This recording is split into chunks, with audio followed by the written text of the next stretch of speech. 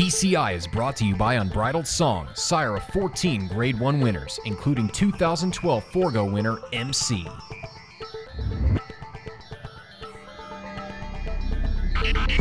Welcome back to TCI, your inside track to the Breeders' Cup alongside Ed DeRosa and Joel Cunningham. I'm John Siegel. All right, guys, today we're going to be testing the 2-year-olds, but before we do, we have 2 other divisions that are in action, both on the East Coast and the West Coast. Let's talk about the Sprint division first, where we see Amazombie back in action in the Santa Anita Sprint Championship, but we also have the Phoenix at Keeneland, where we see some of the parts. Tell me, which one of these races do you think will produce the most likely winner of the Breeders' Cup Sprint? Oh, it's absolutely the Santa Anita race. Amazombie, I think, is the best sprinter in the country. I think he'll show it this weekend. I think he'll show it in 4 weeks. But that race is also important because it's a prep for other races for horses in that race. Coil in the Dirt Mile, Renee's Got Zip could go to the filly and mare sprint. If you're excited about the Breeders' Cup, you have to be excited about this race. Oh, it's a great race. No question. This is the best sprint prep, and it's deep. I mean, you mentioned some heavy hitters in there, but we also have Camp Victory, Baffert's other horse, Capital Accounts, really come on. You know, that's 2 really good greatest stakes sprinters in there. Yeah. And I tell you what, it's a deep group. Jimmy Creed has some talent. And you mentioned Renee's Got Zip for the filly and mare sprint. And Coil, I tell you what's interesting about Coil is Bob did not ship him to the Kelso as a prep for the Dirt Mile. Right. He's prepping him at 6 furlongs at Santa Anita with blinkers.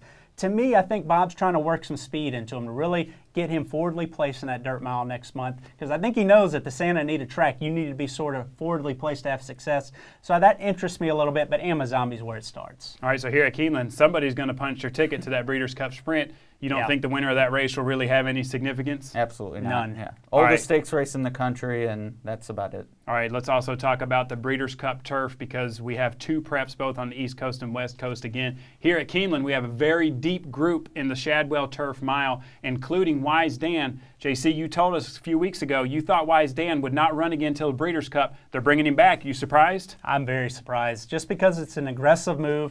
I mean, I know the Shadwell's a standalone race, and the horse is doing great right now by all reports from the trainer, but, you know, he ran an A-plus race, John, at Saratoga. Right. Then an A-plus race all the way shipping to Canada, to now come back 20 days, face this great, I mean, that's the best race of the weekend, the Shadwell Mile. This race is loaded, speed, closers, stalkers, top to bottom, with top-class type horses. So they're going to run him in here at Keeneland. Fine. What if he runs big? What's it going to take out of him now to ship back again 28 days later and have to run against maybe the top Europeans in the mile? And as the favorite, if he were to run big and be a favorite in the mile, or even if they run him in the Classic, he's not for me. It's a Dwayne Lucas style campaign from back in the day, run them when they're good. And you know, we've lamented this year there's been no real superstar. If he were to run the table, he would certainly fit that bill. They've even talked about the Clark after the Breeders' Cup. Now, whether they do both, I don't know. But clearly they have big plans for this horse. First things first, can he win Saturday? I certainly think so. It's a tough group. I don't know. I don't know. It's a tough group. Yeah. I mean, he's going to get a good stalking trip in there, and there's going to be plenty of quality speed. Right. But Data Link loves that course. Yeah. He has a good turn of foot on that course. It's the race of the weekend. And he's definitely in form, and doubles partner. Don't forget about him. He might not be tight enough to win this weekend, but I think he could be a major North American miler at Santa Anita. All right, well, let's go out to Santa Anita because we see Mr. Commons in action out there. Do you think he gets it done over the weekend? Well, he's certainly, along with obviously one of the key contenders. The field only drew 5. I'm less inclined to throw this out like I did the Phoenix because it's the home court for the Breeders' Cup, but it pales in comparison to what the Shadwell Mile offers. Well, we talked about all that speed, you know, at Keeneland with Silver Max and all those horses. Obviously, is a very fast horse for Mike Mitchell. To me, he's your favorite here in a short group on a course that's going to play speed. It did last weekend. I think it's going to do it this weekend. He's going to be tough to run down. I want to see if Mr. Commons could regain form. You know, he was a horse we had high hopes on. Lost form middle of the year.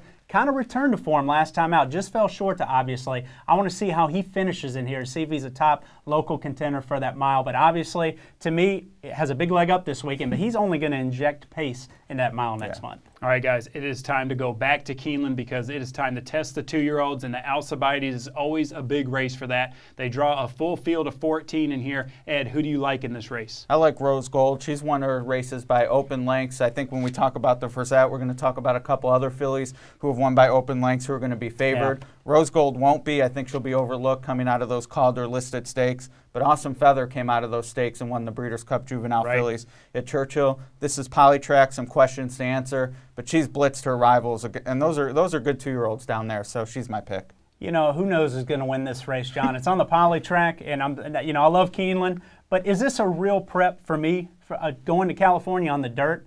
this Polytrack prep. It's why you get a full field in both this and the Breeders' Futurity. I think it's because you see maidens like Doulahan win this race. I mean, long shot outcomes in this race. So I like speeding through the city just because she has some stalking speed and has some class, likes the Polytrack coming from California. She's been running behind Executive Privilege, so we know she has a little bit of talent, but she'll be a short price.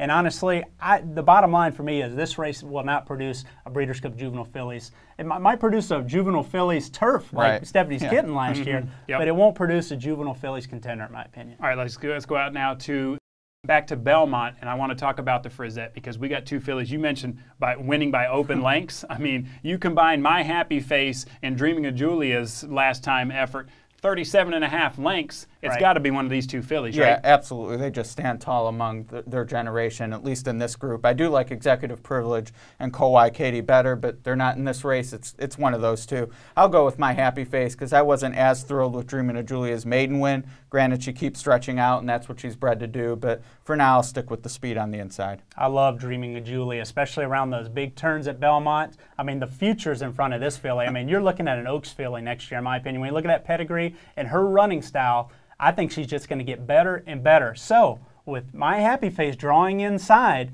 and being a quicker filly, if speed's holding and they let her get away, My Happy Face is the only threat to beat this filly. But I tell you what, this is a good one. All right, let's go now to the colts because it's time for them to be tested. And let's go back to Keeneland and the Breeders' Futurity. You guys mentioned there's a lot of people taking a shot. One of those horses is going to be Tiz Racer. Do you like his chances? I do. I think he can control the race, which is important at that mile and a 16th configuration, short stretch at Keeneland. You have to be in charge of the race on the far turn. You can't wait for that stretch run, even though it is Polytrack and has that reputation at other distances.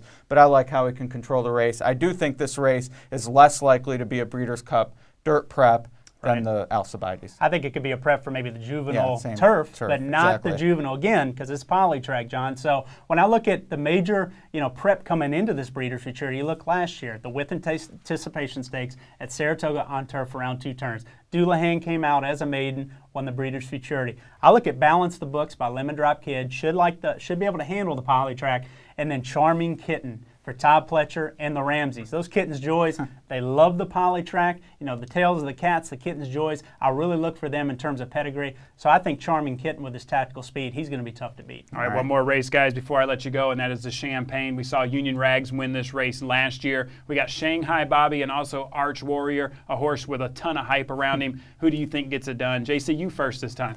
I'm going to go with Arch Warrior, John. Here's a little factoid for you. I think the two top 2-year-olds in the country, when I'm looking around 2 turns for that Juvenile, are both in the Pletcher barn. I know Power Broker looked good for Baffert last week, but Micromanage really impressed me at Saratoga with his maiden win. He's a son of Medaglia d'Oro. And then you obviously have Arch Warrior, the high horse. Well, these two work out every weekend, essentially. They worked out last weekend together at Belmont, and Arch Warrior got the best of Micromanage by about a head, and it caused Micromanage to cross center at Delaware. Yeah, that's so if they're scared of Arch Warrior, that's the horse I like. Yeah, absolutely. I agree. So it doesn't seem like you'll be shining my shoes next weekend, but I'm going to believe the hype. The maiden race, I don't think blew people's doors off like Uncle Mo did when he won at Saratoga, but he did win by open lengths. Everyone's been talking about him all summer. I'm sticking with him. He's bred to stretch out, too. I mean, he's only going to get better going around 2 turns in the future. One thing's for sure, we'll see who makes the grade this weekend. Thank you, guys, and thank you guys for watching. Make sure you come back next week for our recap show. We're going to give you a top 5 in the Breeders' Cup Juvenile and the Breeders' Cup Juvenile Fillies.